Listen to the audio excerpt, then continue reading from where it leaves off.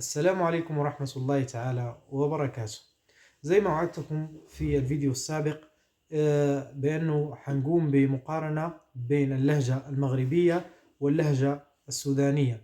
وأول حاجة ممكن نقارن اللهجة المغربية باللهجة السودانية، إنه اللهجة المغربية إيقاع سريع، زي ما معروف إنه أي حاجة في الحياة دي عندها إيقاع. فاللهجة المغربية إيقاعها سريع مقارنة باللهجة السودانية. ممكن نلاحظ الإيقاع السريع ده في بعض الكلمات التي في الدارجة المغربية قد تحذف بعض الأحرف في أوائلها أو في أواخرها. مثال لذلك عندنا إحنا في السودان بنقول مثلا أمي، ألف ميم ياء، ولكن في الدارجة المغربية بيقولوا مي. مي مع حذف الحرف الأول، إذن أصبحت الكلمة فيها ميم ياء.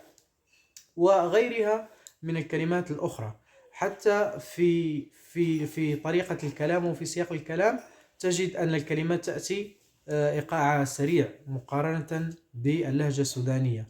عندنا زي ما بنقول في اللهجة السودانية الكلام عندنا في السوداني بيكون مقعد، يعني كلمة ورا كلمة ورا كلمة.